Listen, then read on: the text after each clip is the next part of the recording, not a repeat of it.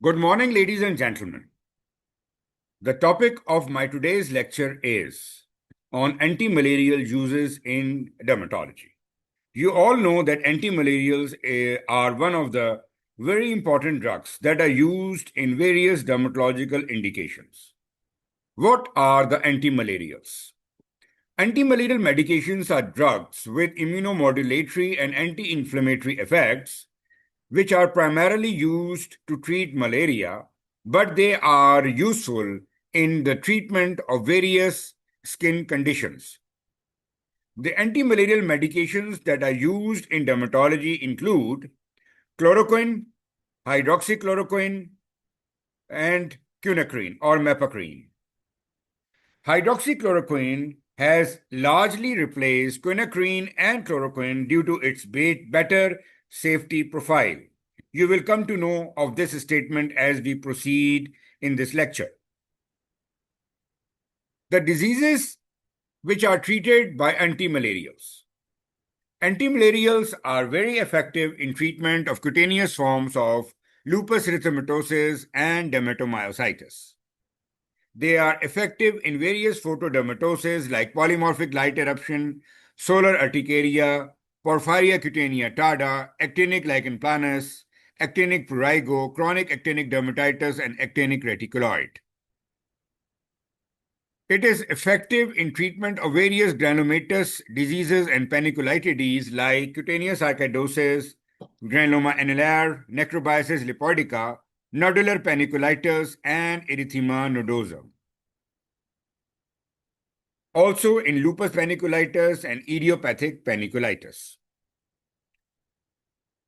Other miscellaneous conditions that are treated well by antimalarials include Jessner's lymphocytic infiltrate, oral and erosive lichen planus, lichen sclerosis at atrophicans, urticarial vasculitis, and reticular erythematous mucinosis.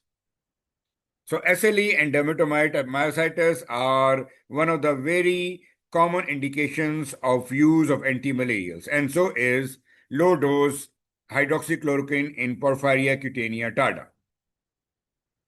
There are several other inflammatory skin conditions that are treated with antimalarials, which include ectopic dermatitis, cutaneous CD8 positive pleomorphic T-cell lymphoma, follicular mucinosis, frontal fibrosing alopecia, graft versus host disease, epidermolysis bullosa, some forms, the histocytic necrotizing lymphadenitis, lipodermatosclerosis, morphia, eosinophilic fasciitis, Schnitzler syndrome, and systemic sclerosis.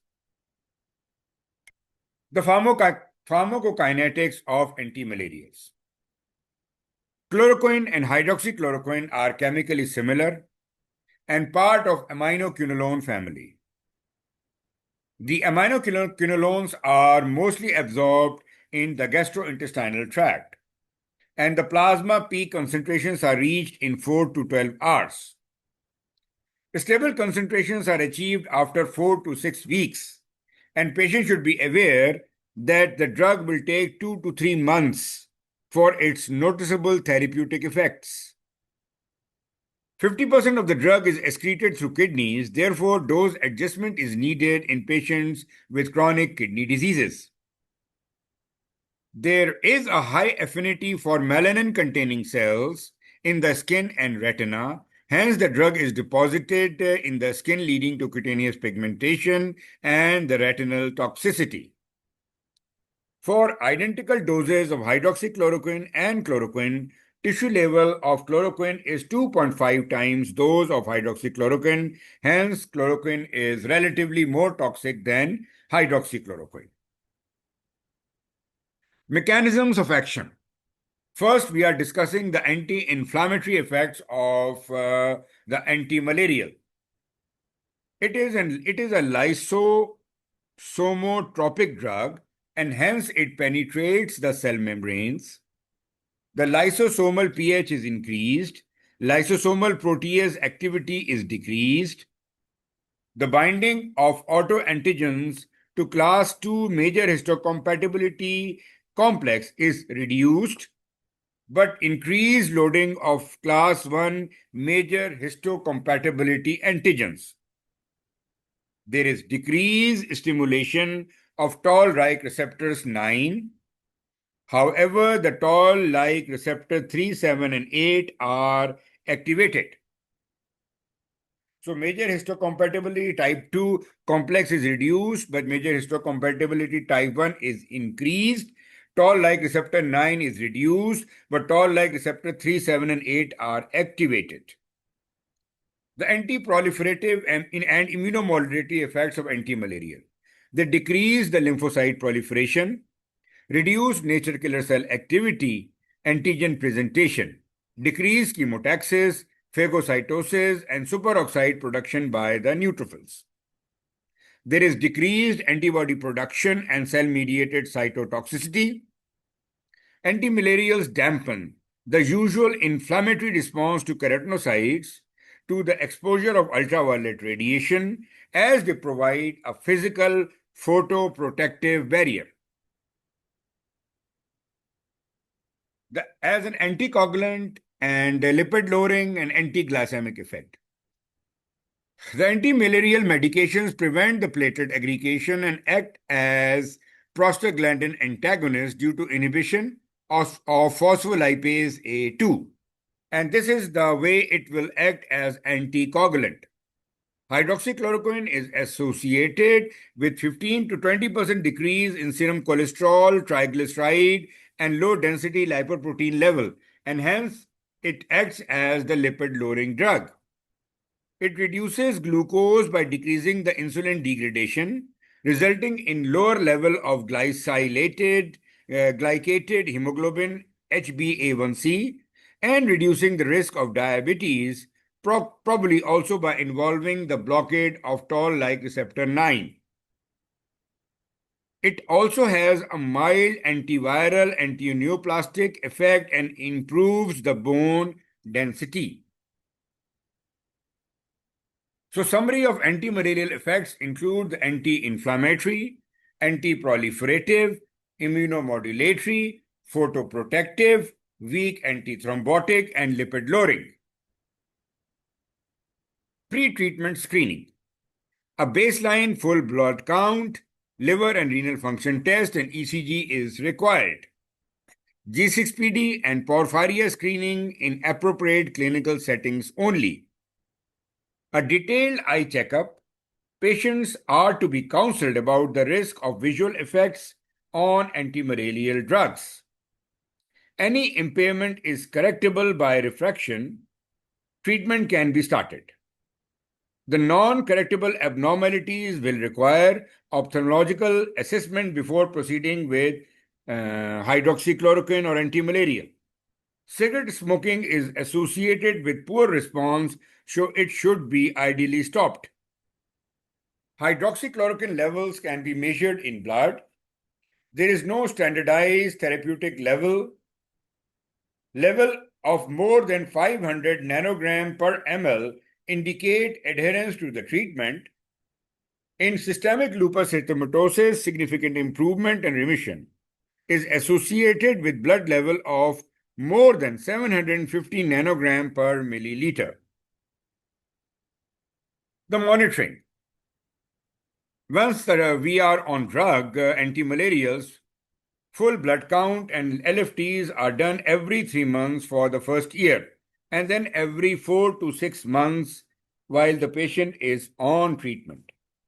Guidelines in 2020 from UK Royal College of Ophthalmologists recommend annual monitoring with both spectral domain optical coherence tomography and wide field fundus tomography and wide field fungus autofluorescence imaging. The risk of retinopathy is greater with chloroquine than with hydroxychloroquine, so screening test is recommended after 1 year of therapy for everyone taking chloroquine and after 5 years for those who are taking hydroxychloroquine.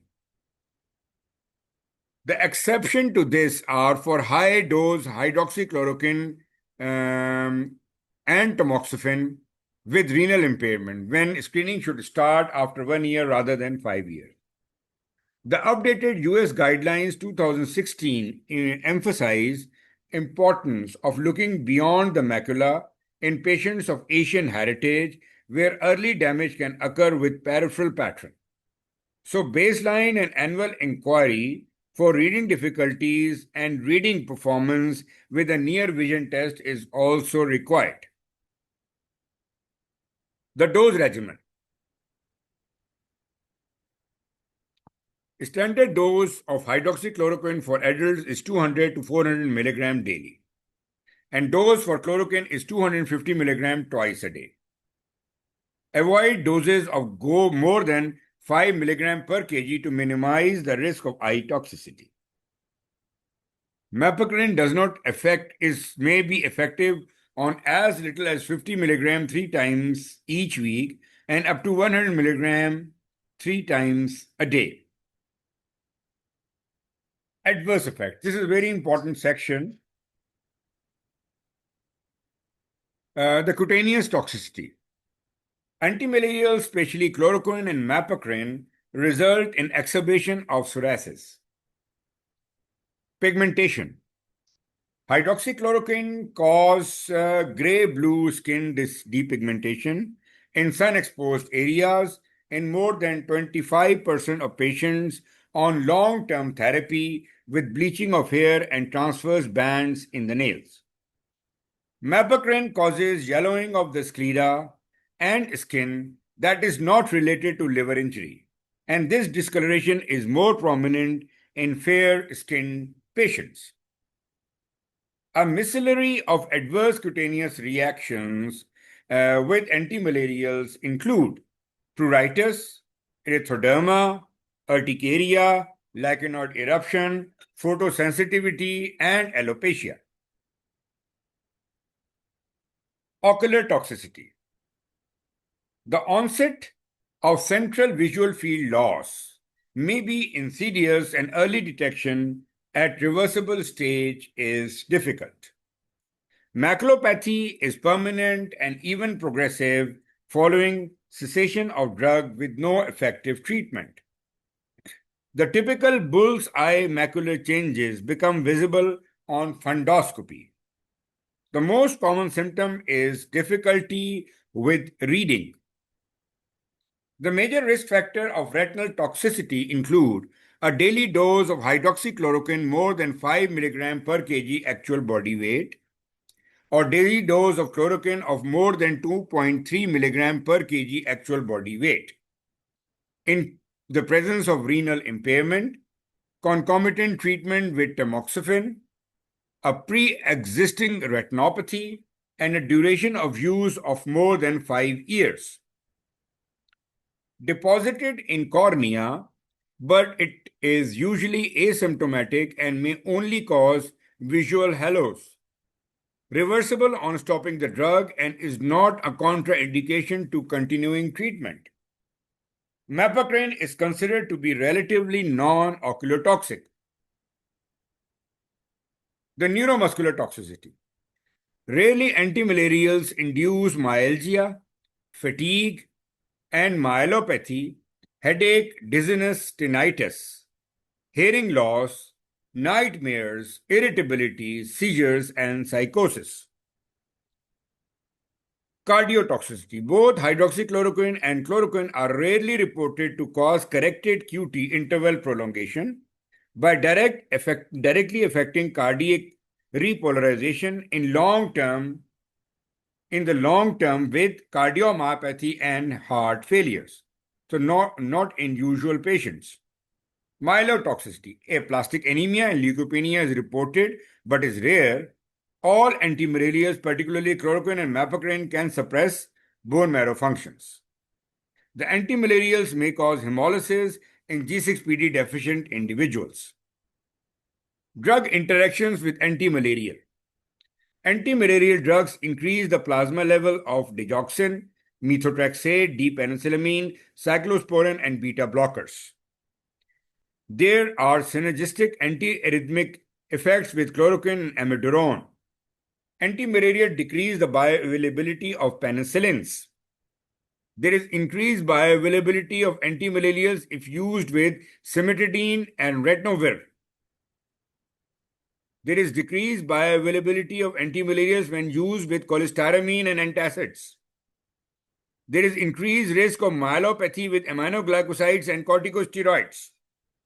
There is decrease in effect of neostigmine and physostigmine if antimalarials are being used.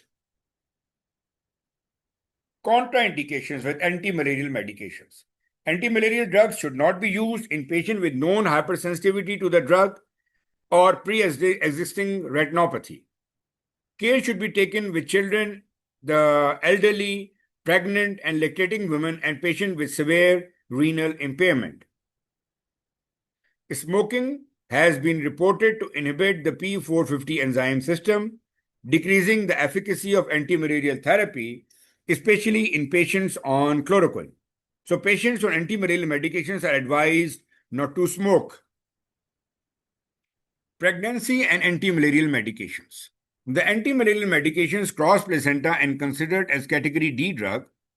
Category D implies that they should be taken during pregnancy if benefits outweighs the risks. Hydroxychloroquine has not been associated with congenital defects, stillbirth, prematurity, low birth weight, fetal death, or infant retinopathy. Chloroquine causes fetal retinopathy and should not be used in pregnancy.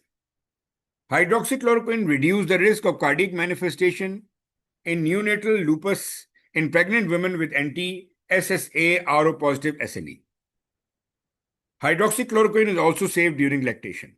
Hence, hydroxychloroquine is a safer option for women planning a pregnancy or breastfeeding. Caution. Antimalarial should be used with caution in patients with neuromuscular disease or psychiatric condition.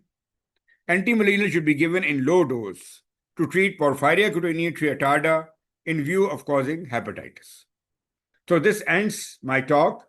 I hope this talk was useful to you and you will be using this drug with the essential precautions in your patients suffering from dermatological illnesses. Thank you very much and see you next time with another edition of my lectures. Goodbye.